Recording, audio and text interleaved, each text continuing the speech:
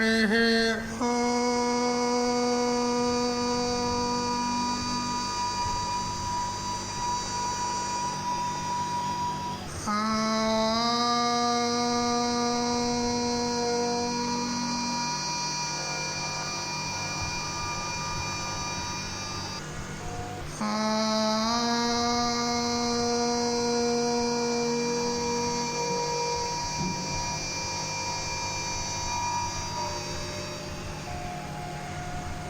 వంశీ విభూషితకరాన్నవనీరదాభాత్ పీతాంబరాదరుణబింబఫలాధరోష్టాత్ పూర్ణేందుసుందరముఖాదరవిందనేత్రాత్ కృష్ణాత్ పరం కిమపి తత్వమహం న జానే వ్యాఖ్యాముద్రికయా లసత్కరతలం సద్యోగపీఠస్థితం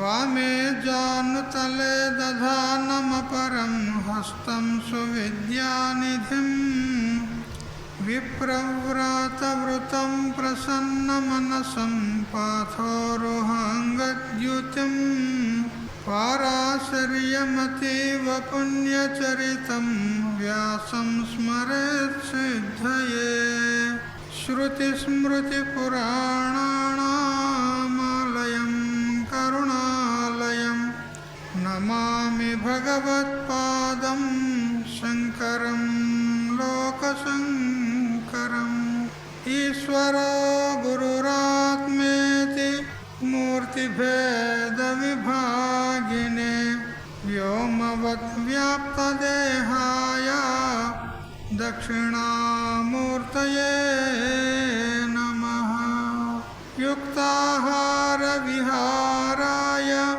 వివిక్తస్థలవాసినే మలయాళయతీంద్రాయ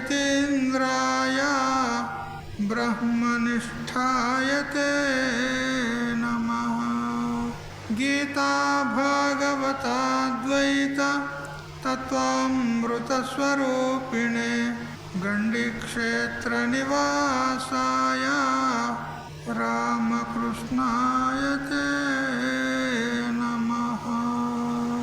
ఓం పూర్ణమదః పూర్ణమిదం పూర్ణాత్ పూర్ణముదచ్యతే పూర్ణస్య పూర్ణమాదాయ పూర్ణమేవావశిష్యతే. ఓం శాంతి శాంతి శాంతి.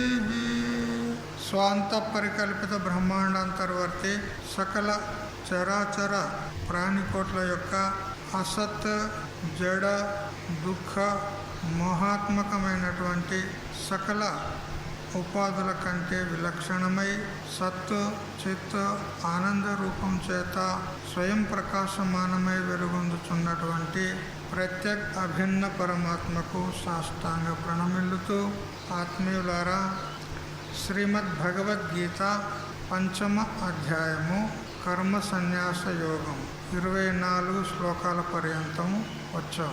ఎవరైతే అంతఃసుఖాన్ని పొందుతాడో, అంటే ఆత్మసుఖాన్ని ఎవడైతే పొందుతాడో, ఎవరైతే ఆత్మయందే నిరంతరము రమిస్తూ ఉంటాడో, మరియు ఆంతరమైనటువంటి జ్యోతిని ఎవరైతే దర్శిస్తూ ఆ స్వప్రకాశమైనటువంటి స్వరూపం నందే ఎవరైతే ఉంటారో అతడు యోగి బ్రహ్మ నిర్వాణం అంటే బ్రహ్మసుఖాన్ని అధిగచ్చతి, బ్రహ్మసుఖాన్ని పొందుతాడు. బ్రహ్మభూత అధిగచ్చతి. బ్రహ్మభూత అంటే బ్రహ్మస్వరూపుడయ్యే అతడు బ్రహ్మానందాన్ని అనుభవిస్తాడు. ఇక్కడ బ్రహ్మస్వరూపుడయ్యి అని అంటే పూర్వము అతడు బ్రహ్మము లేకుండే ఇప్పుడు బ్రహ్మమయ్యి బ్రహ్మానందాన్ని అనుభవిస్తాడు అని ఈ విధంగా మనము భావించరాదు. ఎందుకంటే అతడు పూర్వమే బ్రహ్మమయ్యే ఉండినాడు. అయితే మధ్యలో అంతరాయం కలిగి జీవభ్రాంతి కలిగింది. స్వయంగా బ్రహ్మరూపుడయ్యే ఉన్నాడు, కానీ జీవుణ్ణి అనే భ్రాంతి కలిగింది. ఆ భ్రాంతి తొలగిపోతే మరియు పూర్వం ఏ విధంగా బ్రహ్మం ఉన్నాడో ఇప్పుడు కూడా బ్రహ్మం ఉన్నాడు. నేను జీవుణ్ణి అని అనుకునేటప్పుడు కూడా బ్రహ్మమే ఉన్నాడు. జీవుడే ఈశ్వరుండు తలపోయ జీవుడే పరమాత్మయు, జీవుడని భ్రాంతి విడువా అఖిలంబు శివుడవును రామ రామ. జీవుడే బ్రహ్మస్వరూపుడు ఉన్నాడు. అయితే జీవుని అనేటువంటి భ్రాంతి కలిగింది, అంతే బ్రహ్మ అయింది. ఆ జీవుడు అనేటువంటి భ్రాంతిని వదిలితే బ్రహ్మమే ఉన్నాడు. అందుకు పూర్వం బ్రహ్మమే ఉన్నాడు. జీవుణ్ణి అని భ్రాంతి చెందినప్పుడు కూడా బ్రహ్మమే ఉన్నాడు. మరియు జీవ భ్రాంతి నివృత్తి అయిన తర్వాత కూడా బ్రహ్మమే ఉన్నాడు. ఏ విధంగా మస్క చీకట్లో పోతూ ఉండగా అతనికి సర్పభ్రాంతి అయింది, ఇది పాము అనేటువంటి భ్రాంతి అయింది. అయితే ధైర్యం చేసి ప్రకాశం యొక్క సహాయం చేత తీరా దగ్గరికి వెళ్ళి చూస్తే అది పాము కాదు, మరియు ఏమిటి, తాడు.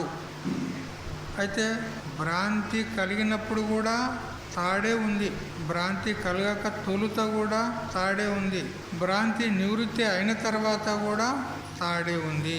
భ్రాంతి కలగక పూర్వము తాడే ఉంది, భ్రాంతి కలిగినప్పుడు పాము పాము అని కేకలేసినప్పుడు కూడా తాడే ఉంది. మరియు ఇది తాడే ఉంది, పాము కాదు అని తెలిసిన తర్వాత కూడా తాడే ఉంది. పాము పామని కేక వేయకురా, పాము కాదది చేద బావి తాడు మాత్రమేరా అని ఈ విధంగా మహాత్ములు చెప్తూ ఉన్నారు. పాము పాము పాము అని భయపడి కేకలు వేయకు, అది కేవలం త్రాడు మాత్రమే ఉంది. అదేవిధంగా ఇతడు నేను జీవుణ్ణి, నేను పుట్టాను, నేను మరణిస్తాను, నాకు సుఖం కలుగుతుంది, దుఃఖం కలుగుతుంది, నేను కర్తను, నేను భోక్తను, నేను బ్రాహ్మణుని, క్షత్రియ వైశ్య శూద్ర బ్రహ్మచారి గృహస్థ వానప్రస్థ సన్యాస, ఈ విధంగా అనేకమైనటువంటి ఆరోపాలు తన యందు చేసుకుంటున్నాడు. కానీ అతడు ఏదీ కాదు, ఉన్నది ఉన్నట్టుగానే ఉన్నాడు. ఎవరు? బ్రహ్మమే. దానికి శాస్త్రంలో చక్కటి దృష్టాంతం ఇచ్చినారు.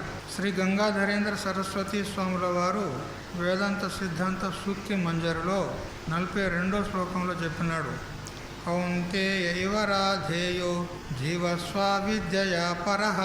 కుంతి కుమారుడైనటువంటి కర్ణుడు అతడు నేను రాధేయుడను, రాధాపుత్రుణ్ణి అని అనుకున్నాడు.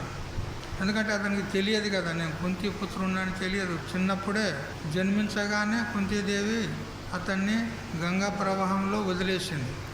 ఆ రాధ అనేటువంటి ఆమెకు దొరికినాడు. ఆమె చక్కగా ఆయనను పెంచుకుంది. ఇక అతడు అనుకున్నాడు నేను రాధాపుత్రుణ్ణి అని అనుకున్నాడు. కానీ ఎవరి పుత్రుడు అతడు? కుంతీపుత్రుడు. నేను రాధాపుత్రుని అనుకునేటప్పుడు కూడా అతడు కుంతీపుత్రుడే ఉన్నాడు. మరి తర్వాత తెలిసింది నేను రాధాపుత్రుని కాదు కుంతీపుత్రుని అని స్పష్టంగా తెలిసింది. శ్రీకృష్ణుని ద్వారా, సూర్యభగవాను ద్వారా స్వయంగా కుంతీదేవి వచ్చి కూడా స్వయంగా నాయన నువ్వు రాధాపుత్రుడు కాదు నా పుత్రుడవే అని కూడా చెప్పింది. తెలిసిన తర్వాత ఇప్పుడు అతడు ఏమయ్యాడు? కుంతీపుత్రుడు అయ్యిండా? పూర్వమే కుంతీపుత్రుడు ఉన్నాడు. అదేవిధంగా కౌంతేయస్య ఏవ రాధేయత్వద అవికృతస్య బ్రహ్మణః ఏవ అవిద్యయా జీవభావః అని అంటూ సిద్ధాంత లేశ సంగ్రహంలో అదే 42వ శ్లోకానికి వ్యాఖ్యానంలో శ్రీ అప్పయ్య దీక్షితుల వారు చెప్పినారు. రాధాపుత్రుని అని భ్రమ చెందినటువంటి ఆ కౌంతేయుడు, ఆ కుంతిపుత్రుడు మళ్ళీ తెలిసిన తర్వాత కుంతిపుత్రుడుగానే ఉన్నాడు. అవిద్య చేత, అజ్ఞానం చేత రాధాపుత్రుడు అని భ్రమ చెందాడు. అదేవిధంగా బ్రహ్మణ ఏవ అవిద్యయా జీవభావ, బ్రహ్మముకే తన యొక్క అవిద్య చేత నేను జీవుని అని భ్రమ కలిగింది అంటాడు. అదే విషయాన్ని వృత్తి ప్రభాకరంలో కూడా శ్రీ సాధు నిశ్చలదాస్ స్వామీజీ వారు చెప్పారు. జో అవికృత కౌంతేయమే రాధాపుత్ర ప్రతీతి చిదానంద ఘన బ్రహ్మమే జీవభావతి హరీతి. అదే విషయాన్ని వృత్తి ప్రభాకరంలో చెప్పాడు. మరియు ఈ రీతిగానే మరొక దృష్టాంతం ఇస్తూ శ్రీ సురేశ్వరాచార్యుల వారు బృహదారణ్యక భాష్యంలో ఆ భాష్యానికి వార్తికాలు రాస్తూ చెప్పినాడు. రాజసూనో స్మృతి ప్రాప్తౌ వ్యాధభావో నివర్తతే తథైవమాత్మనోజ్ఞస్య తత్వమస్యాది వాక్యతః. ఒకనొక రాజకుమారుణ్ణి దొంగలు ఎత్తుకపోయి అతన్ని పెంచుకున్నారు.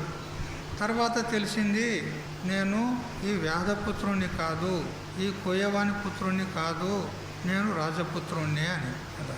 అదేవిధంగా సద్గురువు సత్శాస్త్రాన్ని ఆశ్రయించిన తర్వాత ఆ గురుదేవుడు మనకు తత్వం అసి అనేటువంటి మహావాక్యాన్ని బోధిస్తాడు. నాయనా నాసి త్వం సంసారి కింటూ తత్వం అసి.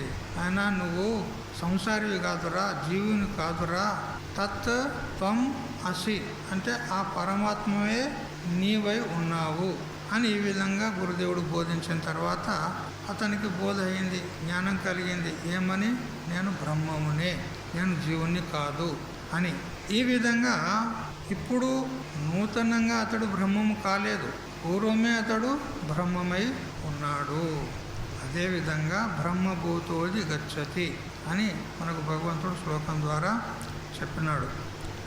తర్వాత మనకు 25వ శ్లోకం చూడవలసి ఉంటుంది. శ్లోకం చదవండి. లభంతే బ్రహ్మ నిర్వాణం ఋషయః క్షీణకల్మషాః ఛిన్నద్వైధాయతాత్మానః సర్వభూతహితే రతాః.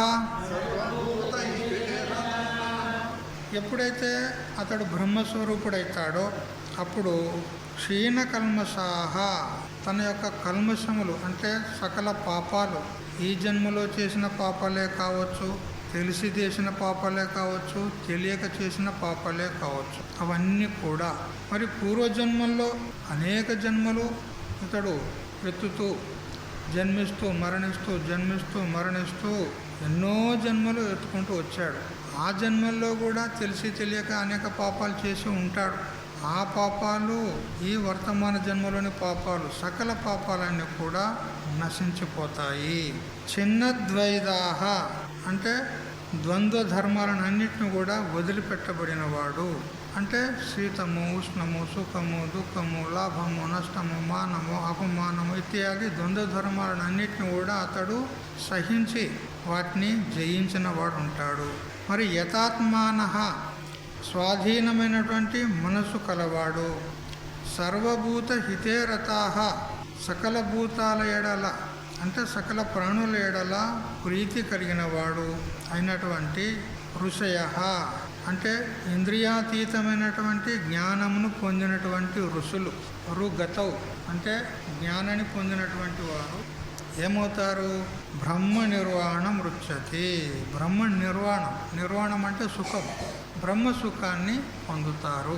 ఆ సుఖం పొందడానికే తెలిసి తెలియక జ్ఞానులు అజ్ఞానులు అందరూ కూడా ప్రవృత్తులవుతున్నారు. అందరికీ కూడా సుఖం యొక్క అపేక్షనే ఉంది. ఎవరికి కూడా దుఃఖం కావాలని కోరిక ఉందా? ఎవరికీ లేదు. అందరూ కూడా సుఖం కావాలని అందరూ అపేక్షిస్తున్నారు. కానీ అందరికీ ఆ సుఖమే కావాలి. కానీ ఆ సుఖాన్ని పొందడానికి సాధనాలను కొందరు విపరీత సాధనాలను అవలంబిస్తున్నారు, కొందరు సరి అయినటువంటి సాధనాలను అవలంబిస్తున్నారు. ఎవరైతే సాధకులు, ముముక్షులు, భక్తులు ఉంటారో వారు సరి అయినటువంటి సాధనాలను అవలంబించి వాళ్ళు సాధన సాగిస్తూ ఉన్నారు. సరి అయిన సాధన ఏమిటి? భక్తి లేదా జ్ఞానం. ఇవి రెండే సాధనాలు. ఆ జ్ఞానాన్ని పొందడానికి ఇక జపము, తపము, యజ్ఞాగాది కర్మలు చేయడము మొదలైనటువంటి అనేక సాధనాలు ఉన్నాయి. ఇవి సరి అయినటువంటి సాధనాలు. కొన్ని దగ్గర సాధనాలు ఉంటాయి, కొన్ని దూరం సాధనాలు ఉంటాయి. మొత్తం మీద వాళ్ళు సరైన మార్గంలో పోతున్నారు. కానీ కొందరు శాశ్వతమైనటువంటి బ్రహ్మసుఖం కావాలని అయితే కోరుతున్నారు. కానీ ఆ సుఖం కోసము వాళ్ళు ఏ సాధనాలు అవలంబించారు అంటే ధనము సంపాదిస్తే మాకు ఆ సుఖం లభ్యమవుతుంది, సంతానానికంటే సంతానం వల్ల మాకు సుఖం కలుగుతుంది, లేదా ఆస్తులు సంపాదిస్తే మాకు సుఖం కలుగుతుంది అని కొందరు ప్రవృత్తులు అవుతున్నారు. వారి యొక్క ప్రవృత్తి ఏదైతే ఉందో అది విపరీత ప్రవృత్తి. మీరు విశాఖపట్నం పోవాలని బయలుదేరారు, అనకాపల్లి రోడ్డు పట్టారు. విశాఖపట్నం పోతారా? విపరీత మార్గాన్ని అవలంబించారు. కాబట్టి సుఖం కావాలని ప్రతివాడు కోరతాడు. కేవలం మనుషులే కాదండి, పశు పక్షులు క్రిమి కీటకాదులకు కూడా అన్నిటికీ సుఖమే కావాలి. ఆ సుఖం కూడా ఎటువంటి సుఖం కావాలి? ఇలా వచ్చి అలా వెళ్ళిపోయే సుఖం కావాలా? ఎప్పటికీ ఉండే సుఖం కావాలా? ఎప్పటికీ సుఖంగా ఉండాలి. కోరిక బాగానే ఉంది, కానీ చేస్తున్నారేమి కదా? దుఃఖం యొక్క మార్గాన్ని అవలంబించారు. ధనం సంపాదిస్తే సుఖం కలుగుతుంది, పుత్రులు కలిగితే సుఖం కలుగుతుంది, ఆస్తులు ఐశ్వర్యాలు సంపాదిస్తే సుఖం కలుగుతుంది అనుకుంటారు. కానీ నిజంగా చెప్పండి, ధనం సంపాదిస్తే సుఖం ఉంటుందా? ధనవంతులు ఉన్నారు కదా లోకంలో, వాళ్ళకి అడగండి, ఏమయ్యా హాయిగా ఉన్నావా, సుఖంగా ఉన్నావా అని అడగండి. ఏమంటాడు అతడు? హాయి ఎక్కడి సుఖము అంటాడు. మరి ధనం సంపాదిస్తే సుఖం కలుగుతుంది అనుకుంటావు కదా, మరి ఎక్కడి సుఖం అంటే సుఖం లేదన్నట్టే కదా. ఇట్లా అర్థనామార్జనే దుఃఖం ఆర్జితానాంచ రక్షణే అర్జే దుఃఖం వ్యయే దుఃఖం కిమర్థం దుఃఖ భాజనం. విద్యారణ్య స్వాములు అంటారు, ధనాన్ని సంపాదించడంలో దుఃఖమే. ఉట్టిగానే వస్తుందా ధనం ఇంట్లోకు? కట్టలు కట్టలు వచ్చి పడితే ఉట్టిగానే ఏం చేయాలి? ప్రయత్నం చేయాలి, శ్రమించాలి దానికోసం. మరి శ్రమించేటప్పుడు దుఃఖమా సుఖమా? దుఃఖమే. సంపాదించావు, సంపాదించిన తర్వాత దాన్ని రక్షించేది కూడా దుఃఖమే కదా. ఎవరికైనా వడ్డీలకు ఇచ్చినా వాడు మళ్ళీ ఇస్తాడో ఇయ్యడు కదా. ఇంట్లో పెడితేనా అంటే మా భార్య దొంగిలిస్తుందో మా కొడుకే దొంగిలిస్తాడో అని దుఃఖం కదా. బ్యాంకులో పెడితే ఈ రోజుల్లో బ్యాంకులనే గడపవుతున్నాయి, ఇట్లా అవుతున్నాయి. మరి ఏడబెట్టాలి ఇప్పుడు ఈ ధనం? దుఃఖమా సుఖమా? దాన్ని రక్షించలేక దాన్ని ఏడబెడితే సుస్థిరంగా ఉంటుంది, సురక్షితంగా ఉంటుంది, వానికి ఏది తోయడం లేదు. సంపాదించాడు బాగానే, చూడు దుఃఖమే. పోనీ వ్యయం చేయాలంటే, దాన్ని ఖర్చు పెట్టాలంటే కూడా దుఃఖం అనిపిస్తుంది. అయ్యో ఇంత కష్టపడి నేను సంపాదించి నేను ఖర్చు పెట్టాలనా అని అప్పుడు దుఃఖమే. మరి సంపాదించి ఏం ఉపయోగం ఉండదు చెప్పు ఆ ధనంతో? క్షణికమైనటువంటి సుఖాలకు ఉపయోగపడుతుంది, కానీ శాశ్వతమైనటువంటి సుఖం మాత్రం ఇవ్వదు. మీరేమన్నారు ఇప్పుడు? ఎప్పటికీ ఉండే సుఖం కావాలన్నారు, శాశ్వత సుఖం కావాలన్నారు. కానీ శాశ్వత సుఖం ఇస్తుందా? క్షణిక సుఖాలను ఇస్తుంది అంతే. మరి ఏం లాభం చెప్పండి కదా. పుత్రుడు కలిగితే సుఖం అనుకుంటారు, నిన్న చెప్తే కదా ఏమైంది ఆఖరికి కదా, చివరికి దుఃఖమే. ఈ ప్రకారంగా మనకు సుఖం కావాలని అనుకుంటున్నాం, కానీ సుఖ సాధనాలను అవలంబించేది పొరపాట్లు పడుతున్నాం. జ్ఞానాన్ని పొందితేనే మనకు శాశ్వతమైనటువంటి సుఖం. జ్ఞానం లేకపోతే ఏ ఇంద్రునికి లేదు సుఖము, చంద్రునికి లేదు. నచేంద్రస్య సుఖం కించిత్ న సుఖం చక్రవర్తిన సుఖమస్తి విరక్తస్య మునేరేకాంత వాసన. ఏ ఇంద్రునికి కూడా ఈ జ్ఞాని అనుభవించేటువంటి సుఖము లభించదు. ఎందుకంటే వానికి పొద్దున్న లేస్తే ఎప్పటికీ వానికి దుఃఖమే దుఃఖము. ఏ రాక్షసుడు వచ్చినా ఇంద్ర పదవిని సీటు గుంజుకుంటాడు, వానికి ఎప్పటికీ దుఃఖమే. ఇక రాక్షసులు తపస్సులు చేస్తారు, వాళ్ళు వరాలు పొందుతారు, నేను స్వర్గానికి అధిపతిని కావాలి అని వాడు వరం. ఆ బ్రహ్మదేవుడు ఆ శివుడు తథాస్తు అంటాడు కదా. వరము ఇయ్యాలనే పడుతుంది తపస్సు చేసినప్పుడు. మొక్కిన వరమీని వేల్పు మోహరమున తానెక్కిన పారని గుర్రము గ్రక్కున విడువంగ వలయు గదరా సుమతి. మొక్కినప్పుడు వరం ఇవ్వకపోతే వాడిన దేవుడు అంతే కదా, మరి ఇయ్యాలనే పడుతుంది, ఇస్తారు వాళ్ళు. ఇక వాడు రాక్షసుడు ఇక స్వర్గం మీదకి దండెత్తి వాడు వస్తాడు. ఎన్నోసార్లు ఇంద్రుడు పోయి తామర తూణు లోపల దాక్కున్నాడు, ఆ భయానికి, రాక్షసుల భయానికి. ఆ విష్ణు భగవాన్ దగ్గరికి మొరపెట్టుకొని ఉరికిండు దేవతలు. ఆ ఇంద్రుడు మరి ఆ ఇంద్ర పదవి పొందితే సుఖమా దుఃఖమా? ఆ ఇంద్రునికి కూడా సుఖం లేదు. కాబట్టి ఆ సుఖం ఎవరు అనుభవిస్తారు అంటే ఆ బ్రహ్మ సుఖాన్ని కేవలము విరక్తుడైనటువంటి జ్ఞాని మాత్రమే అనుభవిస్తాడు. అదొక జ్ఞానికే సాధ్యం, ఇంకా ఎవరికి కూడా ఆ సుఖాన్ని పొందేటువంటి అవకాశం లేదు.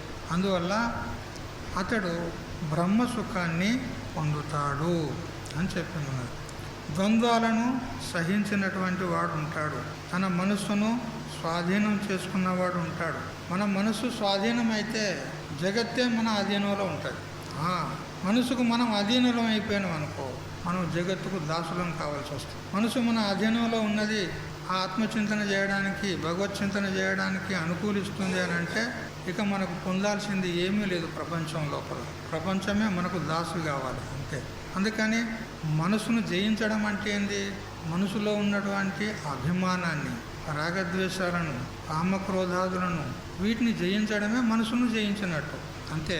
అభిమానం పెట్టుకోరాదు. నేను ఇంతవాణ్ణి అంతవాణ్ణి అది ఇది అని అభిమానం పెట్టుకోరాదు. అభిమానం ఉండే అని అంటే అవమానం పాలవుతాడు. ఒకసారి నారద మహర్షి భ్రమణం చేస్తూ చేస్తూ చేస్తూ ద్వారకకు కూర్చున్నాడు. ఆయనకు తిరిగేదే పని కదా. నారదుడు ఒక దగ్గర ఉండడు. ఆ 3 గడియల కంటే ఎక్కువ ఉండడు ఒక చోట. ఆయనకు శాపం ఉంది, 3 గడియల కంటే ఎక్కువ ఉండడు.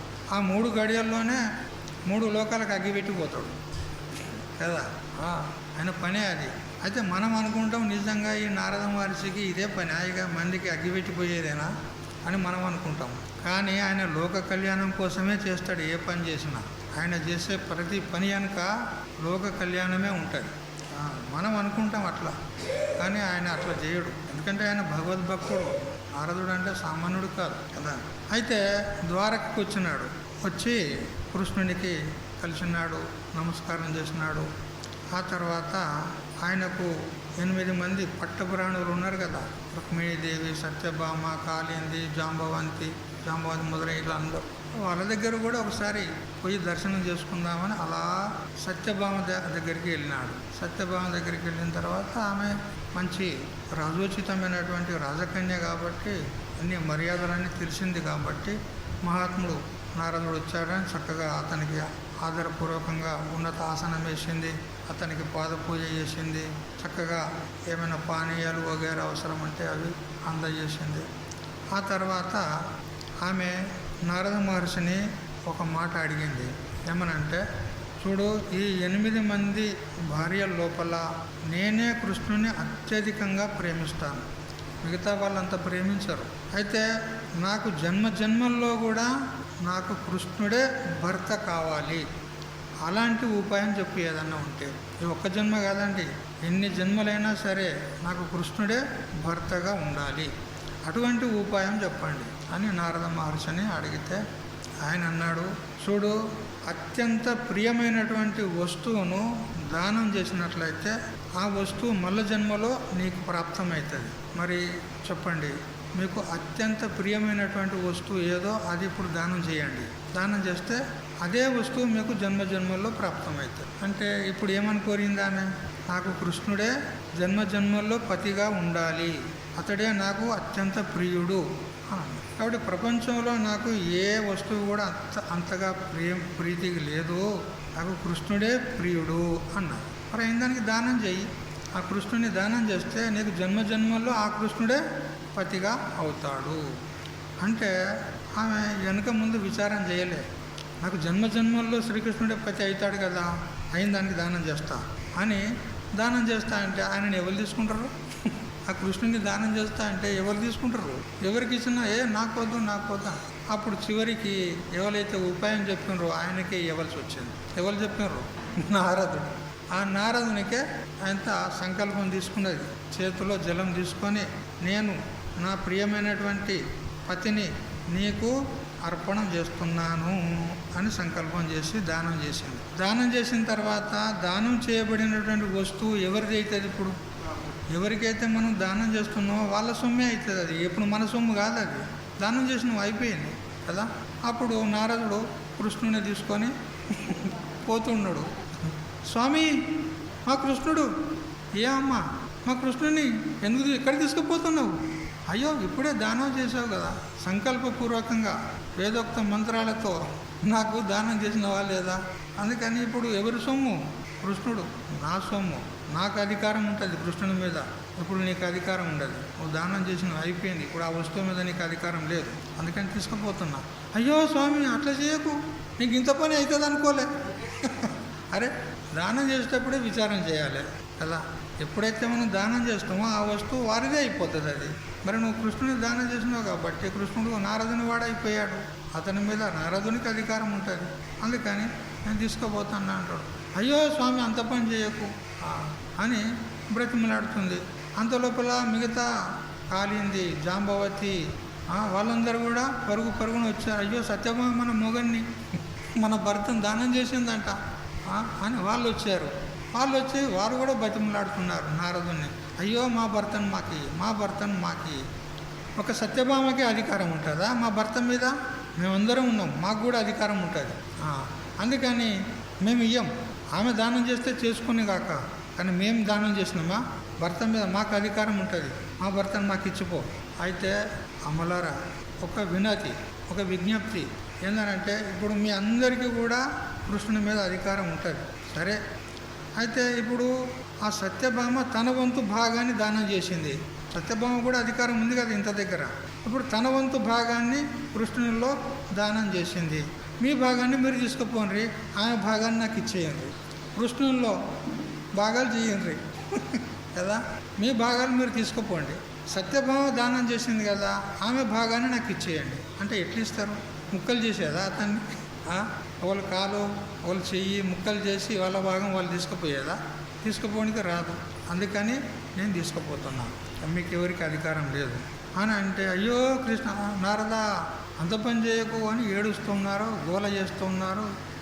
అప్పుడు నారద అంటాడుగో, మీకు అంతగా మీ భర్త మీకే కావాలని ఉంటే ఆ భర్తకు బదులుగా ఆ భర్త యొక్క వజన్, బరువు ఎంత ఉంటుందో అంత నాకు మనులు బంగారం ఏమన్నా ఉంటే మీ దగ్గర నాకు ఇచ్చేయండి. ఆయనను తూచి, అతడు ఎంత బరువు ఉంటాడో తూచి అంత నాకు ఇచ్చేయండి.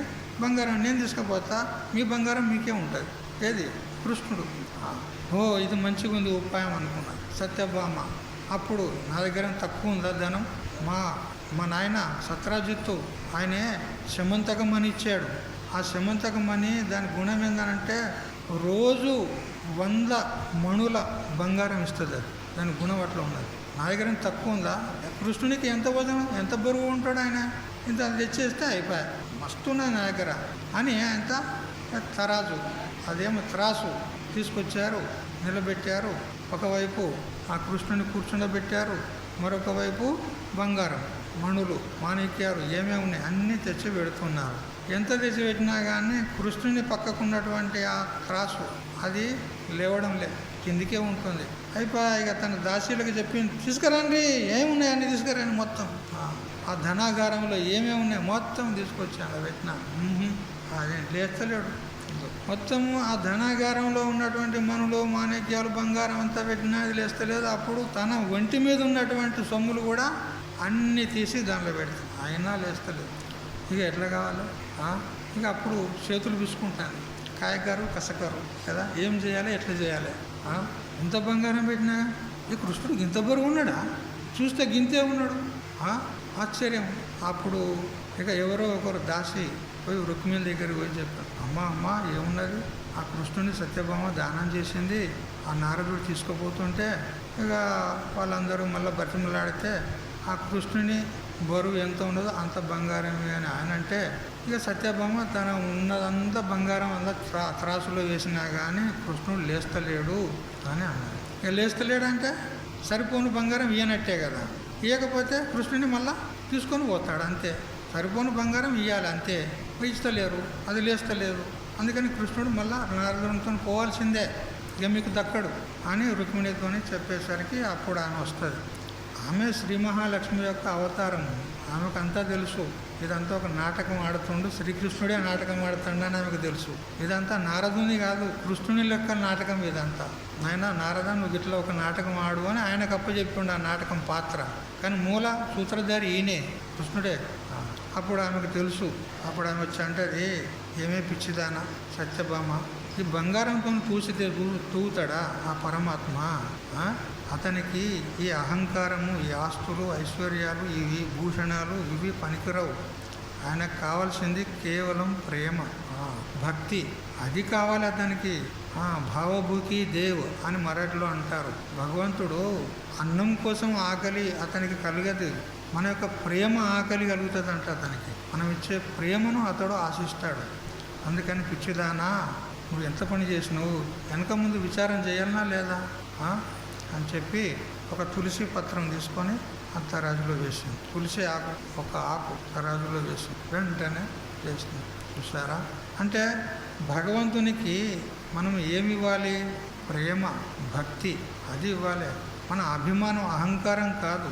ఆ సత్యభామకు అహంకారం ఉండే, నేను అందరి భార్యల్లో కంటే ఎక్కువ శ్రేష్టమైనటువంటి దాన్ని, నన్నే ఎక్కువ కృష్ణుడు ప్రేమిస్తాడు, నేను అతన్ని ప్రేమిస్తాను. మరి నేను మహాసంపత్తిరాలని, మా నాన్న సమంతకమని ఇచ్చాడు, పెద్ద సంపద, మొత్తం రత్నాలు అవి ఇవి అందరికంటే నా దగ్గర ఎక్కువ ఉన్నాయి, మరి అందరికంటే నేను అందగచ్చను అనేటువంటి ఒక అహంకారం, అభిమానం ఉండేది. ఆ అభిమానంతో భగవంతుణ్ణి పొందగలరా? లేదు.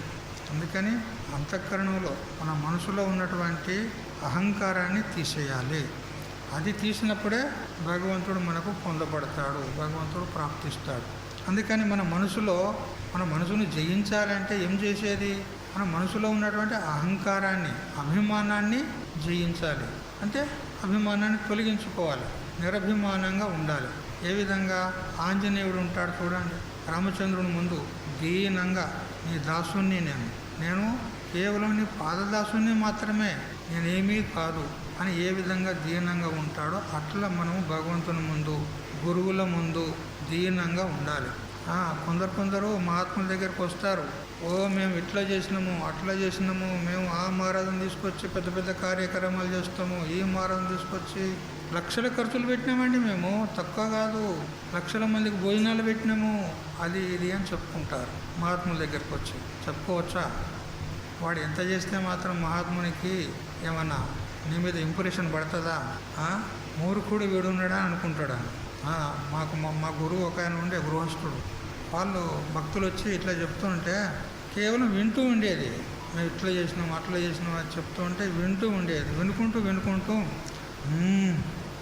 మూర్ఖులు అనేది వాడిని అంటాడా వీడిని అంటాడా తెలియదు కదా.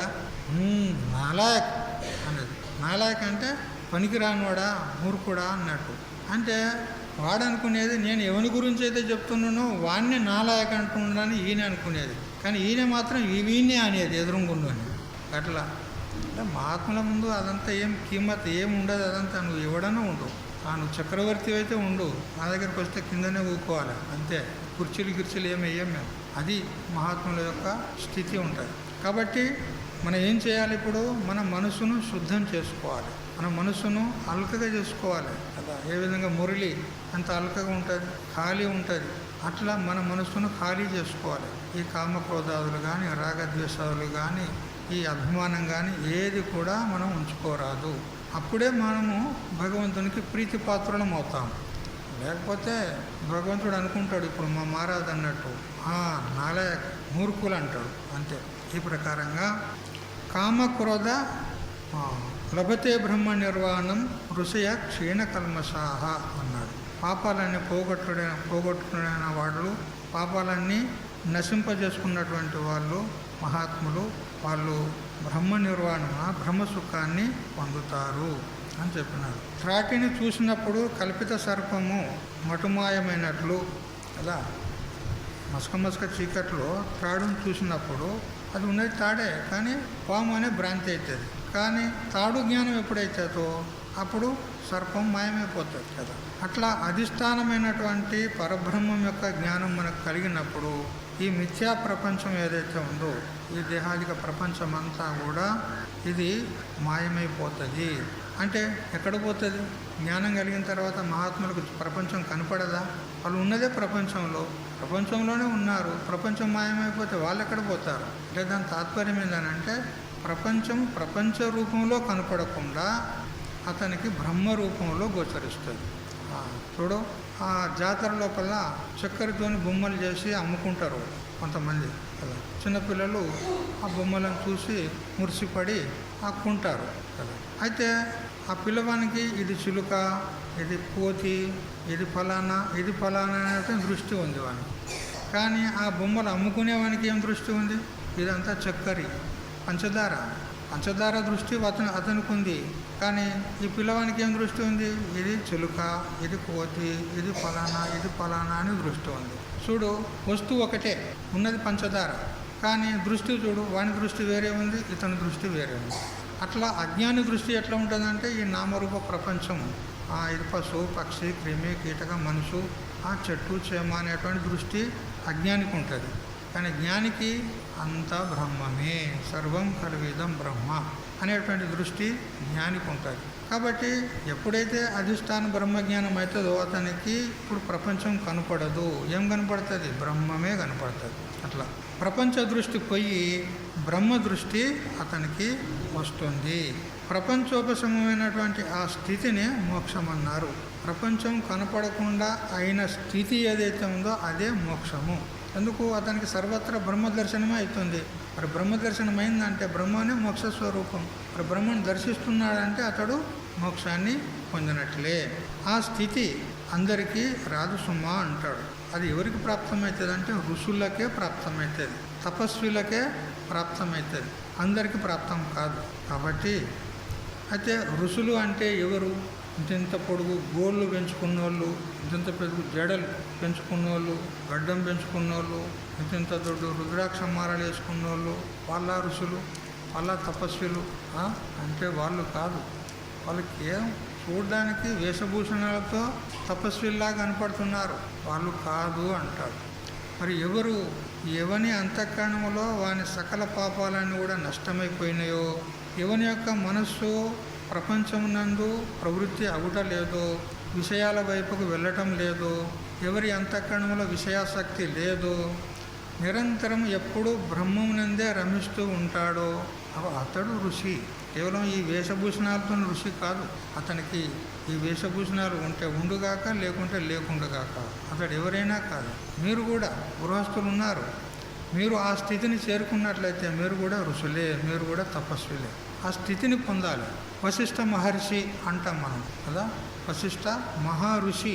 వశిష్ఠునికి ఋషి అంటాం మనం. అతడు ఋషి అంటే ఎక్కడనో అడవిలోకి పోయిండు, అతడు గృహస్థుడే ఉన్నాడు. అతడు గృహస్థాశ్రమంలో ఉన్నాడు, అతనికి ఋషి అంటాం మనం కదా. వాల్మీకి ఋషి అన్నాం మనం. వాల్మీకుడు గృహస్థుడు కదా అని ఋషి అనిపించుకుంటున్నాడు. అంటే ఋషి అంటే రుగతౌ అనే ధాతువు చేత ఏర్పడిన శబ్దం కాబట్టి భగవంతుని యొక్క తత్వమును యథార్థంగా ఎవరైతే తెలుసుకుంటారో వాళ్ళు ఋషులు అని ఋషి అనే శబ్దానికి అర్థం. అతడు గృహస్థుడే ఉండవచ్చు, బ్రహ్మచారి ఉండవచ్చు, వానప్రస్థుడు ఉండవచ్చు, సన్యాసి ఉండవచ్చు, ఎవరైనా ఉండుగాక. ఇది వారు క్షీణకల్మషులు, నిష్కామ కర్మలను ఆచరించి పాపాది దోషాలన్నింటినీ కూడా నశింప చేసుకున్నారు. పాపాలను ఎట్లా నష్టమైపోతాయి? వాళ్ళందరూ పాపాలు నశింపజేసుకున్నారని మనం చెప్తుంటే వింటున్నాం. కానీ ఎట్లా నశించిపోతాయి పాపాలు? పోనీ పాపాలు మనకు ఉన్నాయా లేదా? ఇదన్నా మీరు ఒప్పుకుంటారా లేదా? మనకు పాపాలు ఉన్నాయా లేదా? ఇది ఒప్పుకుంటారా లేదా? ఒప్పుకుంటారా? మేము పాపాత్ములమే అని ఒప్పుకుంటారా కదా? ఎవడన్నా అన్నా ఒరి పాపాత్ముడా అన్నాడు అనుకో, అప్పుడు నీకేమనిపిస్తుంది? ఎందుకు? నేను పాపాత్ముడు కాదు అనే కదా, నేను పాపిని కాదనే కదా కోపం వచ్చింది. మరి ఇప్పుడు మీరేమో ఒప్పుకుంటారు కదా? మరి పాపాత్ములా కాదా చెప్పండి? ఈ శరీరం వచ్చిందే పాపంతోని, ఇక పాపాత్ముడు కానుడేవుడు చెప్పు నాకు కదా. ఈ శరీరం ప్రాప్తమైందే పుణ్యపాప మిశ్రణం చేత. ఈ శరీరం వచ్చింది, దీనికి పుణ్యం కూడా కారణం ఉంది, పాపం కూడా కారణం ఉంది. పుణ్యపాప మిశ్రిత జన్మ మనుష్య జన్మ. మరి పాపం కూడా ఉన్నట్టా లేదా? మరి పాపాత్ములా కాదా? ఒప్పుకుంటారా లేదా? సందేహం లేకుండా. ఆహా పైకి ఏదో నువ్వు అంటున్నావని మేము ఒప్పుకుంటున్నాం, అంతేగాని నిశ్చయంగా మేము పాపాత్ములని ఒప్పుకునేది లేదు. ఒప్పుకోవాలి, వెరీ గుడ్. అంతే. పాపం చేయండి జన్మ ఎందుకు వచ్చింది? పాపం చేస్తామని జన్మ వచ్చింది. అయితే మరి పాపాలు అయితే ఉన్నాయి, మరి పాపాలను నివృత్తి చేసుకోవాలి. ఎందుకంటే పాపాలు ఉంటే మళ్ళీ పునః జన్మలు వస్తాయి, మళ్ళీ జన్మలు వస్తాయి. మళ్ళీ మనుష్య జన్మ వస్తుందని కూడా గ్యారంటీ లేదు. మళ్ళీ ఏ కుక్క నక్కల్లో పోతామో ఏమో తెలియదు. అందుకని అటువంటి నీచ జన్మల్లో పోయి దుఃఖాలను అనుభవించేదానికంటే ఈ పాపాలను ఇప్పుడే నష్టం చేసుకుంటే సరికదా, అవునా? అందుకని మరి పాపాలను ఎట్లా నష్టం చేసుకోవాలి అంటే చెప్పినాడు, నిష్కామంగా. అంటే ఏ విధమైనటువంటి అపేక్ష లేకుండా, ఫలమును అపేక్షించకుండా నువ్వు ఈశ్వరార్పణ బుద్ధితో నువ్వు కర్మలు చెయ్యి. కర్మలు అంటే మనం చేసేటువంటి ప్రతిరోజు ఏదో జీవిక కోసం ఏదో ప్రతి ఒక్కరు ఏదో పని చేసుకుంటారు కదా, అది కూడా కర్మనే కదా. అది కాదు ఇక్కడ శాస్త్రీయ కర్మ. వేదములో చెప్పినటువంటి కర్మలు, యజ్ఞము, యాగము మొదలైనటువంటి ఏవైతే అవి చెప్తున్నాడు ఇక్కడ. ఆ కర్మలను మీరు చెయ్యాలి. యజ్ఞం చేయండి, యాగం చేయండి, జపం చేయండి, తపం చేయండి, ఇవి అన్నమాట. అయితే ఎట్లా చేయాలి? అవి కూడా వాటిని చేస్తూ నేను ఈ కర్మ చేస్తున్నా, ఈ కర్మ యొక్క ఫలం నాకు కావాలి అనేటువంటి అపేక్ష లేకుండా చేయాలి. ఫలాన్ని అపేక్షించేది లేదు. ఎందుకనంటే నాభుక్తం క్షీయతే కర్మ కల్పకోటి శతైరపి. ఏదైతే కర్మ చేస్తాడో ఆ కర్మ ఫలము తప్పకుండా అతనికి వస్తుంది. ఇది నియమం ఉంది. మరి తప్పకుండా వచ్చినప్పుడు మళ్ళీ కోరడం ఎందుకు కదా? ఈ ఫలం యొక్క ఈ కర్మ యొక్క ఫలము నాకు కావాలి అని కోరడం ఎందుకు చెప్పండి? తప్పకుండా వస్తుంది కదా. మరి వచ్చినప్పుడు కోరేది ఎందుకు? ఇప్పుడు ఒక ఆయన ఉద్యోగం చేస్తున్నాడు, నెల రోజులు కాగానే శాలరీ వస్తుందా లేదా? వస్తుందా లేదా? నాకు శాలరీ కావాలి, నాకు శాలరీ కావాలని కోరతాడు వాడు. ఎప్పటికీ పని చేస్తాడు అంతే, పని చేస్తూ పోతాడు. నెల రాగానే వస్తుంది శాలరీ, ఇంటికి వస్తుంది, మన బ్యాంకులో పడుతుంది. ఇవాళ రేపు డబ్బులు ఇస్తలేరు, అకౌంట్లో వేస్తున్నారు కదా, అకౌంట్లో వేస్తున్నారు కదా, వచ్చి పడుతుంది. మళ్ళీ వచ్చేదానికి మళ్ళీ నాకు కావాలని కోరేది ఏమి చెప్పండి? మనం నిష్కామంగా చేసినట్లయితే మన అంతఃకరణం శుద్ధి పడుతుంది, ఈశ్వరుని యొక్క అనుగ్రహం కలుగుతుంది. ఈశ్వర అనుగ్రహం చేత మనకు జ్ఞానం కలుగుతుంది. జ్ఞానం కలిగితే మోక్షం కలుగుతుంది. కర్మలన్నీ కూడా కాలిపోతాయి. తెలిసిందా?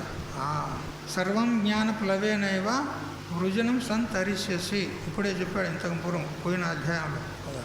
జ్ఞానం అనేటువంటి తెప్పను నువ్వు ఆశ్రయించినట్లయితే, జ్ఞానం అనేటువంటి ఓడను నువ్వు ఆశ్రయించినట్లయితే ఈ పాపం అనేటువంటి సముద్రం నుంచి నువ్వు తరించిపోతావు అని చెప్పు. అందుకని జ్ఞానం చేతనే మన పాపాలన్నీ నష్టమైపోతాయి. విద్యతే హృదయ గ్రంథి ఛిద్యంతే సర్వ సంశయా క్షీయంతే చాస్య కర్మాని తస్మిన్ దృష్టే పరావరే అన్నట్టు మనకు శృతిమాత వేదమాత చెప్తూ ఉంది. కాబట్టి నువ్వు నిష్కామంగా కర్మలు చేస్తూ పో, మన పాపాలన్నీ కూడా నష్టమైపోతాయి. కాబట్టి అయితే యజ్ఞయాగాది కర్మలు చేస్తేనే పాపాలు నష్టమైపోతాయా? ఇంకా దానికి ఏమన్నా వేరే మార్గాలు కూడా ఉన్నాయా అంటే అనేక మార్గాలు ఉన్నాయి. దానం చేసుకో, ధర్మం చేసుకో, జపం చేసుకో, తపం చేసుకో, అన్నదానం చెయ్యి కదా, వస్త్రదానం చెయ్యి. మీకు బంగారం ఎక్కువ ఉంటే బంగారం దానం చెయ్యి. అది ఎవడు ఇయ్యడు, కానీ ఇస్తారా? ఎవడు ఇయ్యడు. ఎందుకంటే విలువైంది కదా. 1,20,000 పుణ్యానిక కదా. కానీ ఒకవేళ నువ్వు ధైర్యం చేసి సువర్ణదానం చేసినావు అనుకో, నీకు భావి జన్మ లోపల నువ్వు కుబేరుని అయిపోతావు. ఇప్పుడు ధైర్యం చేసి త్యాగం చేసినావు కదా, నువ్వు కుబేరుని అయిపోతావు. దాని ఫలం కూడా అధికం ఉంది. ఈ విధంగా దానం చేసుకుంటే మీ పాపాలన్నీ కూడా నష్టమైపోతాయి. ఒకసారి కౌరవ సభలో ద్రౌపది అవమానింపబడుతున్నప్పుడు, దుశ్శాసనుడు ఆమెను అవమానిస్తున్నప్పుడు శ్రీకృష్ణుడు వలువలిచ్చి కాపాడిండు కదా, వస్త్రాలు ఇచ్చి కాపాడిండు కదా. అయితే కాలాంతరంలో ఒకసారి ఈ కృష్ణునికి ద్రౌపదికి ఒకసారి కలియడం జరిగింది. అప్పుడు ద్రౌపది అంటది, అన్నయ్య నువ్వు నన్ను అప్పుడు కాపాడినవు కాబట్టే నేను రక్షింపబడినాను, నన్ను లేకపోతే అవమానం పాలు చేస్తుండరి, నన్ను రక్షించినవు, చాలా ధన్యవాదాలు అన్నయ్య, ఎంతో ఉపకారం చేశావు అని అంది. అని అంటే నువ్వు నాకు ధన్యవాదాలు చెప్పేది ఏముందమ్మా? నువ్వు అంటున్నావు నేను నీకు రుణపడి ఉన్నాను, నువ్వు చేసినటువంటి ఉపకారాన్ని నేను ఎప్పుడు తీర్చుకోగలను అని అంటున్నావు, కానీ అది సరి అయింది కాదంటాడు. ఏమిటంటే నేనే నీకు రుణపడి ఉన్నాను అంటాడు. నేనే నీకు రుణపడి ఉండింటిని ఆ రుణం తీర్చుకున్నా అంతే. అప్పు తెచ్చుకున్న తర్వాత తీర్చన్నా లేదా? ఎగ్గొట్టేదా? తీర్చాలే, అంతే కదా. అందుకని నేనే నీకు రుణపడి ఉండింటి, ఆ రుణం తీర్చుకున్నా అంతే, నీకు నేను చేసిన ఉపకారం ఏమీ లేదంటాడు. మీరు నాకు రుణం ఉండడమా? మీరు సాక్షాత్ భగవంతులు ఉన్నారు, నాకు రుణపడి ఉండని. జీవుడు భగవంతునికి రుణపడి ఉంటాడు, కానీ భగవంతుడే జీవునికి రుణపడి ఉంటాడా అని అప్పుడు ద్రౌపది అంటే, లేదమ్మా నీకు గుర్తుందో లేదో నాకు గుర్తుంది అంటాడు. ఏమిటి అని అంటే, ఒకసారి నాకు ఏలు తెగిపోయి రక్తం కారుతూ ఉండగా నా 8 మంది భార్యలు వాళ్ళు వస్త్రాల కోసం వెతకడానికి పోయారు. అంటే ఏలు కట్టడానికి వస్త్రాల కోసం వెతకడానికి పోయారు. నువ్వు మాత్రం ఉన్న చోటనే ఉండి నీ వస్త్రాన్ని చించి నా ఏలుకు కట్టేశావు. చూడు, ఆ వస్త్రం లోపల 9,999 పోగులుండే, అందులో దారాలుండే. ఒక్కొక్క దారానికి ఒక్కొక్క వస్త్రం ఇవ్వాల్సి వచ్చింది నాకు ప్రతిఫలంగా, నీకు రుణం తీర్చుకోవడానికి. ఒక్క పోగు దానం చేస్తే ఒక వస్త్రమే ఇవ్వాల్సి వచ్చింది. అట్లా నీకు రుణం తీర్చుకున్నానమ్మా, నేను నీకు ఇచ్చింది ఏమి లేదంటాడు. చూడు, స్వల్పమప్యస్య ధర్మస్య త్రాయతే మహతో భయాత్. భగవంతుడు గీతలో చెప్తాడు, నువ్వు ఏ చిన్న కొద్దిపాటి ధర్మము దానం చేసుకున్నావా అది నీకు మహత్తరమైనటువంటి ఆపత్తి నుంచి రక్షిస్తుంది అని చెప్పినాడు. ఇప్పుడు చూసారా లేదా? ఆమె చిన్న వస్త్రం, ఆ ఏలుకు ఎంత కావాలి వస్త్రం కదా, ఆ ఏలుకు సరిపడేటువంటి వస్త్రాన్ని తన కొంగు నుంచి చీల్చి కట్టేసింది. చూడు, ఆ వస్త్రం దానం చేసుకున్నది కాబట్టే ఆమెకు అక్కడ రక్షించడం జరిగింది. చూసారా? అందువల్ల దానం చేసుకోవాలి యథోచితంగా. మనకు కలిగిన దాన్నే దానం చేసుకోవాలి. లేనిది ఎక్కడి నుంచి తెస్తారు? మనకు భూమి అధికంగా ఉన్నదనుకో, పేదలు ఎవరైనా ఉంటే ఆయన నువ్వు ఇక్కడ ఇంత ఇల్లు కట్టుకో, ఇంత గుడిసె చేసుకో అని ఇంత భూమి దానం చేయాలి. ధనం ఉంటే నీకు కోట్ల కొద్ది ఉన్నది, కొంచెం ఏ కొద్దిపాటో దానం చేయి. ఆ పేదలకు, గరీబులకు, రోగులకు దానం చేయి. నీ దగ్గర పొలం పనులు చేస్తావు కాబట్టి వ్యవసాయం పనులు చేస్తావు, నీ దగ్గర ధాన్యం అధికంగా ఉందనుకో, ఒక బస్తా తీసుకొచ్చి ఆశ్రమంలో పడి కదా, ఆ ఆశ్రమంలో పడేస్తే ఎంతోమంది తింటారు. ఒక్కరు కాదు, ఎంతోమంది తింటారు. అందరు తినిపోయేటప్పుడు ఏమంటారు? తినిపోయేటప్పుడు తిని సపరేట్గా పోతారా? అన్నదాత సుఖీ భవ అని ఆశీర్వాదం ఇస్తారు. అంతమంది ఆశీర్వాదం నీకు దొరుకుతుంది. చూసావా? ఈ ప్రకారంగా ఏనకైనా ప్రకారైనా దానం చేసుకోవాలి, పుణ్యం చేసుకోవాలి. ఆ పుణ్యం చేత ఏమవుతుంది? పాపము నష్టమైపోతుంది. ఈ ప్రకారంగా పాపాలను మనము నష్టం చేసుకోవాలి. మరియు ఇటువంటి మహాత్ముడు ఎలా ఉంటాడు అని అంటే, సర్వభూత హితే రతాహ, సకల భూతాల యందు ప్రేమ కలిగి ఉంటాడు. వారి హితమును కోరి, వారి యొక్క మేలును కోరి అతడు సేవ చేస్తూ ఉంటాడు. సకల భూతాలలో కూడా ఎవరున్నారు? పరమాత్మనే ఉన్నాడు. మరి వారి సేవ చేస్తే ఎవరికి అందుతుంది? పరమాత్మకే చేరుతుంది. ఈ పూజా పునస్కారాలు గౌణం, మనం చేసేటువంటి పూజలు. కానీ భూతకోట్లకు మనం సేవ చేసినట్లయితే అదే నిజమైనటువంటి పూజ.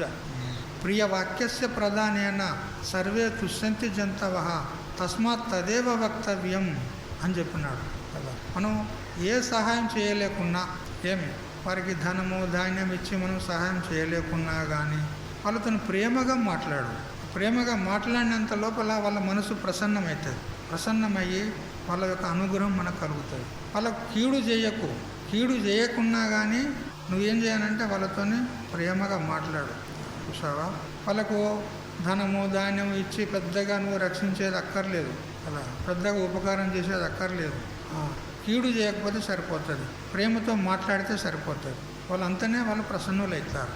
కాబట్టి తదేవేశ్వర పూజనం అని చెప్పినాడు. ఆ ప్రియంగా మాట్లాడడం అనేదే ఈశ్వరుని యొక్క పూజ. మనం చేసే పూజ అది గౌణం, కానీ ఇది ముఖ్యం. ఎందుకంటే అణువణువులో, ప్రతి వస్తువులో, ప్రతి ప్రాణువులో భగవంతుడు ఉన్నాడు. కాబట్టి వాళ్ళకు మనం ప్రసన్నతను చేకూర్చినట్లయితే అక్కడ భగవంతుని యొక్క అనుగ్రహమే మనకు తిరుగా మనకు వస్తుంది. అందుకని ఆ విధంగా చేసుకోండి. కాబట్టి సర్వభూత హితే రతాః, సకల ప్రాణుల పట్ల అతడు జ్ఞానపురుషుడు. వాళ్ళ హితమును కోరి, వాళ్ళ మేలును కోరి వాళ్ళకు సేవలు చేస్తూ ఉంటాడు. వాళ్ళ యొక్క దుఃఖాలను దూరం చేసుకోవడానికి ప్రయత్నం చేస్తూ ఉంటాడు. ఒకసారి మలయాళ స్వాముల వారి యొక్క జీవిత చరిత్రలో ఈ ఘట్టం ఉంది. ఒక బోయవాడు పావురాలను తెచ్చి ఊళ్ళో అమ్ముతున్నాడు. పావురాలు అడవిలో పట్టాడు. వాని జీవితం అనుకోండి, అది వాడు ఆ విధంగా బ్రతుకుతాడు. పోయేవాడు పక్షులు, పావురాలు, కుందేళ్ళు వగైరా తెచ్చి అమ్ముతారు. తినేవాళ్ళు ఉంటారు కదా రాక్షసులు. ఎక్కడ? ఊళ్ళల్లో. రాక్షసులు ఎక్కడ? అడవులల్లో అక్కడ ఉండరు, మన ఇంట్లోనే ఉన్నారు. రాక్షసులు ఎక్కడనో లేరు, మన ఇంట్లోనే ఉన్నారు తినేటోళ్ళు కదా. ఆ రాక్షసులు కాకపోతే ఏంది? అది ఇంటింటికి ఉన్నారు. రావణాసురుడు ఒకడు ఉంటాడు, ఒకడు కంసుడు ఉంటాడు, ఒకడు హిరణ్యాక్షుడు ఉంటాడు, ఒకడు హిరణ్యకశిపుడు, ఇంటింటికి ఉన్నారు. మరి శోధించుకోండి. అయితే ఆ బోయవాడు ఆ పావురాలను తెచ్చి ఊళ్ళో అమ్ముతూ ఉన్నాడు. అమ్ముతూ ఉన్నప్పుడు ఈ మలయాళ స్వామి పాఠశాలకు పోతూ ఉన్నాడు. ఇంటి నుండి పాఠశాలకు పోతూ ఉండగా మార్గ మధ్యంలో ఈ బోయవాడు ఆ పావురాన్ని అమ్మేది చూశాడు. చూసేసరికి అతనికి ఒక హృదయం ద్రవించిపోయింది. ఇప్పుడు ఈ పావురాన్ని అమ్ముకుంటే వాళ్ళు ఏం చేస్తారు? చంపుతారు, అంతే కదా. వాటి ప్రాణాలను తీస్తారు.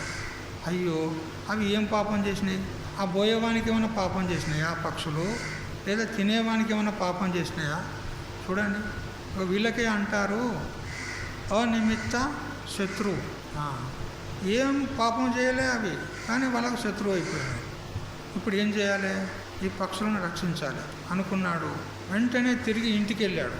ఇంటికి వెళ్ళి అమ్మ అమ్మ అమ్మ మొదలు ఆ బోయవాడిని అడిగినాడు, ఈ పక్షులు నువ్వు ఎంత కమ్ముకుంటావు అంటే అప్పుడు ఆ కాలంలో ఏదో ఏకాన 6 పైసలు అణ లేదా ఒక చారాణ 25 పైసలు ఎంతో మరి తక్కువ.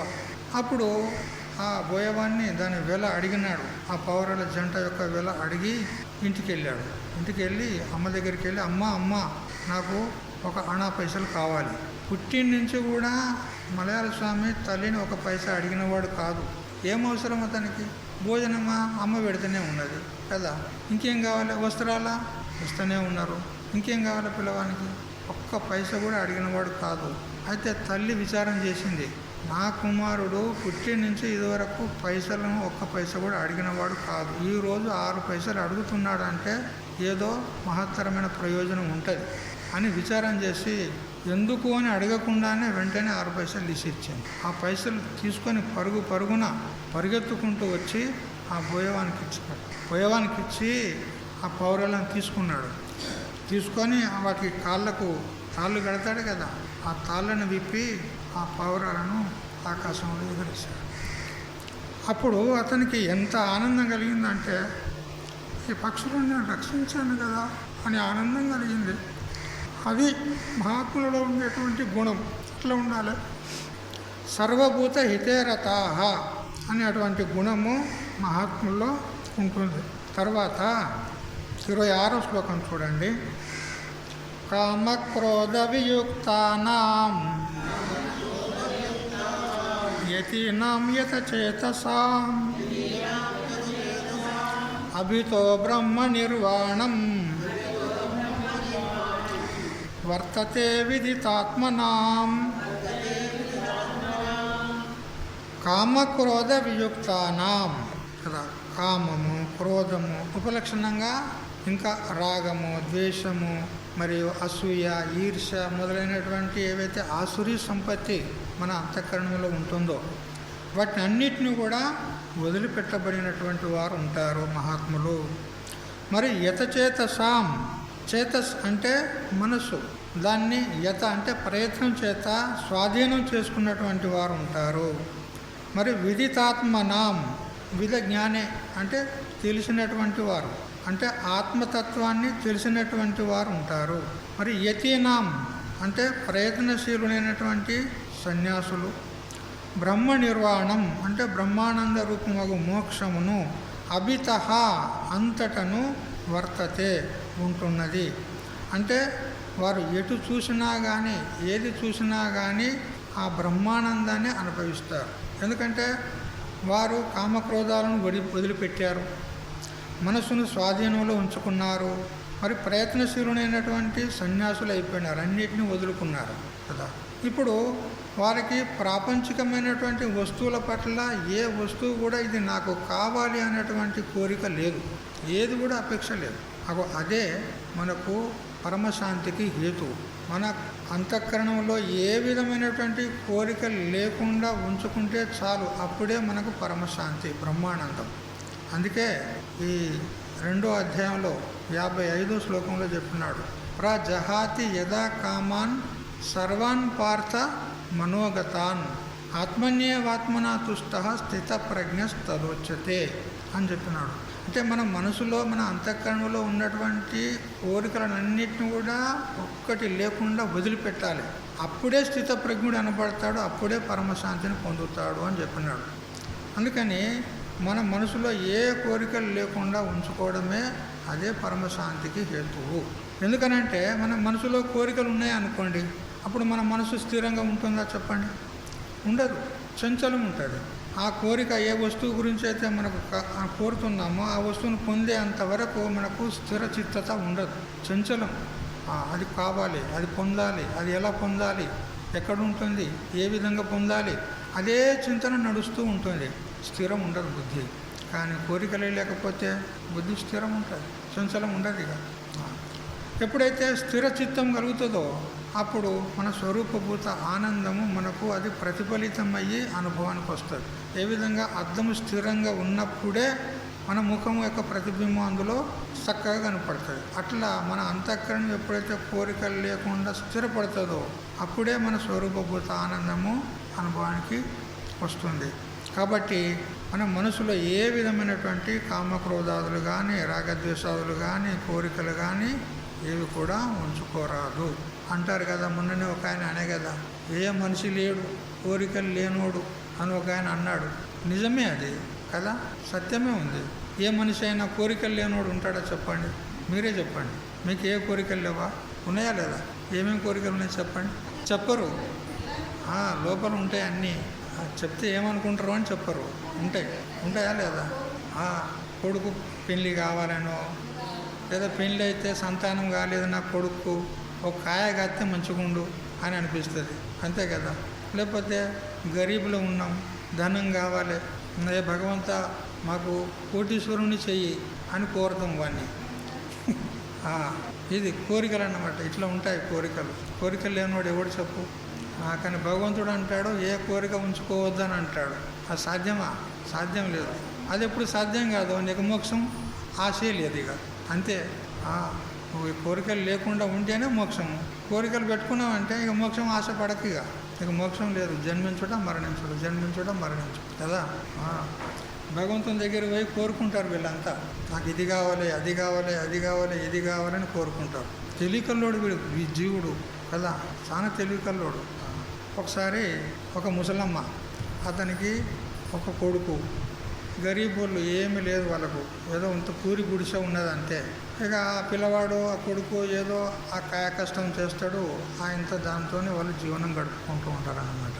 అయితే వానికి పిల్లని ఎవడు ఇష్టలేరు కదా, వాడే దరిద్రుడు ఉన్నాడు. నా పిల్లని ఇస్తే ఇక నా పిల్ల ఇక నరకంలో పడ్డట్టే, సుఖపడుతుందా నా బిడ్డ అని ఎవడు ఇష్టలేడు, అంతే కదా, సహజమే కదా. ఎవరైనా తల్లిదండ్రులు చూస్తూ చూస్తూ బావిలో పడేస్తారా బిడ్డను? పడేరు. మంచి ఇల్లు చూసి, మంచి సంబంధం చూసి, మంచి వాళ్ళ ఖాందాన్, వాళ్ళ చరిత్ర అంత బాగుందా లేదా అన్ని విచారం చేసి ఇస్తారు కదా. మరి ఆ గరీబోనికి, ఆ కూలి చేసుకునేటోనికి నా బిడ్డని ఇస్తే నా బిడ్డ కూడా కూలి చేసుకునే బతకాలి, ఇక జీవితం అంతా కష్టపడుతుంది, అందుకని నేను ఇయ్య అని ఎవడు కూడా పిల్లని ఇస్తలేడు. ఇక ఆ గుడ్డి ముసలమ్మ, కళ్ళు లేవు ఆమెకు, కానీ భగవంతుని యొక్క భక్తి చాలా బాగుంది. ఎప్పుడు ఇక ఏం పూజ పునస్కారం ఏం చేయకపోయేది, కానీ ఎప్పుడు మాత్రం భగవంతుని నామస్మరణ చేసేది. రామనో కృష్ణనో ఏదో శివాని భగవంతుని నామస్మరణ చేసేది. చేసిన తర్వాత కొన్నాళ్లకు భగవంతునికి దయ కలిగింది.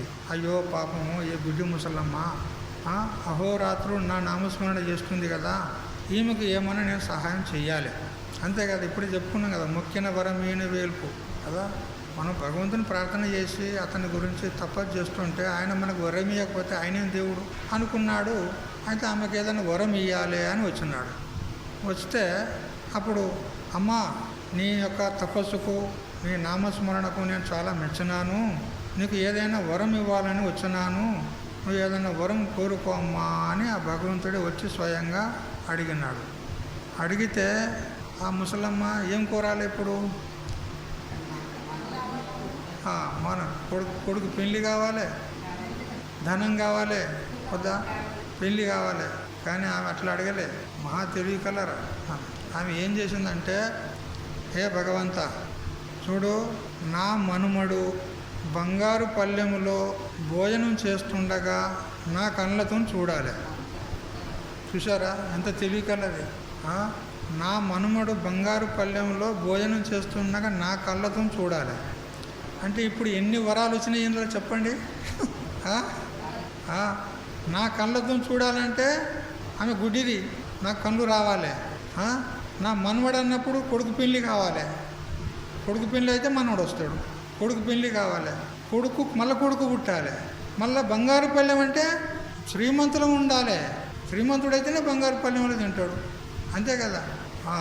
చూడు ఎన్ని వరాలు ఒక్క దెబ్బకు 2 పీటలు అంటారు కదా, అట్లా కోరిన తెలియకల్లోడు కదా జీవుడు కదా. అట్లా మరి మీరు కూడా గట్లే కోరుండ్రి, ఒక్కపారి అన్నీ కలిసి వచ్చేటట్టు కోరుండ్రి కదా. ఇది చెప్పే తాత్పర్యం ఏంటంటే, మన అంతఃకరణంలో ఏ విధమైనటువంటి కోరికలు లేకుంటేనే భగవత్ ప్రాప్తి అవుతుంది, లేకపోతే కలగదు. ఏ కొంచెం చిన్న కోరిక ఉన్నా కానీ భగవత్ సాక్షాత్కారం కాదు. మీకు మోక్షం యొక్క ఆశ లేదు, అంతే. మీకు మోక్షం కావాలంటారా వద్దంటారా? వీడికి ఎందుకు వచ్చారు మీరు? ఏదో ఆ గురుదేవుని దర్శనం చేసుకోవాలి, ఇంత సేవ చేసుకోవాలి, ఇంత పుణ్యం కలిగితే మాకు ఇంత మోక్షం కలుగుతుందని వచ్చారు కదా. మోక్షం కలుగుతుందని వచ్చారు కదా, మోక్షం వద్దనుకొని రాలేదు కదా. మరి మోక్షం కావాలంటే ఇక భగవంతుడికి ఇట్లా చెప్తాడు ఈయన. అలా ఆయన మాకేదో ఇస్తాడు, మాకు ఇంత ధనమో ధాన్యమో ఆస్తో ఐశ్వర్యమో ఏదో ఇస్తాడని మేము వస్తే నువ్వు అంటావు ఏం లేకుండా పోన్రి అన్నీ ఇక్కడనే ఇడిచిపెట్టి పోన్రి అని మీరు అంటారు. గిట్లా ఉన్నది, అంతా ఉల్టా ఉన్నది ఇక్కడ. భగవంతుడు గట్ల చెప్తాడు, మీరు గట్ల వచ్చినారు. సరే మీ ఇష్టం. ఇది కామక్రోధాలు లేని వారై బాహ్య విషయాల మీదకి మన మనసు పోకుండా ఆత్మతత్వాన్ని తెలుసుకున్న వారై సన్యాసులై ఉండాలి. మీరందరూ సన్యాసులే కావాలి, అయితేనే మోక్షం, లేకపోతే కలిగేది. ఓ స్వామీజీ నువ్వు రేపే పైన గట్టిగా ఈడు ఉండకు, మమ్మల్ని అందరూ సన్యాసం చేసేటట్టు ఉండవు అని అంటారు మీరు కదా. సన్యాసం అంటే ఏంది? మనసులో ఏ విధమైనటువంటి కోరికలు లేకుండా అన్ని వదలడం అనేది సన్యాసం. సన్యాసం అంటే త్యాగం చేయుట, వదిలిపెట్టుట, అంతే. మరి ఏం వదిలిపెట్టాలి అంటే నీ మనసునే మొత్తం త్యాగం చేయి, బస్ అంతే, నువ్వు సన్యాసివే. ఇక నీ మనసునే త్యాగం చేసినామనుకో, ఆ మనసే కదా మనకు జన్మ రూప సంసారానికి కారణం. మన ఏవ మనుష్యానాం కారణం బంధమోక్షయోహో బంధాయ విషయాసక్తం ముక్తైర్ నిర్విషయం స్మృతం అని చెప్పాను కదా. మనస్సే మనకు బంధానికి కారణము, మనస్సే మోక్షానికి కారణం. తాళం చేయి ఇటేస్తే పడుతుంది, ఇటేస్తే తెరుస్తుంది. తాళం చేయి లాంటిది మన మనసు. ప్రపంచం వైపుకు పోయిందా, విషయాసక్తం అయిందా, అది బంధానికి కారణమవుతుంది, జన్మరూప సంసారంలో కొట్టుకుపోవాలి. అదే భగవంతుని వైపుకు పోయిందా మనకు మోక్షానికి కారణమవుతుంది. మనస్సే చూడు. ఆ మనసును త్యాగం చేస్తే ఇక జంజాటే పోతుంది. త్యాగం చేస్తారా? మీ మనసు నాకు ఇచ్చిపోండి, పోయేటప్పుడు ఇస్తారా? జనక మహారాజు ఇచ్చిండు అష్టావక్ర మునీంద్రునికి. జనక మహారాజు ఇచ్చిండు కాబట్టి అతడు ముక్తిని పొందినాడు. మరి మీరు కూడా పోయేటప్పుడు నాకు ఇచ్చిపోతే మీరందరూ కూడా ముక్తిని పొందుతారు. ఇస్తారా? ఎవరు తయారు లేరు కదా. సరేలే, మాకెందుకు మరి మీ మనసు.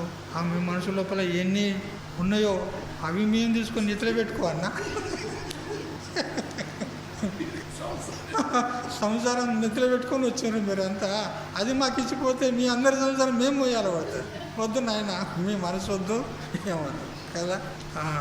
కాబట్టి సన్యాసి లక్షణాలు ఇట్లా ఉంటాయి చూసారా.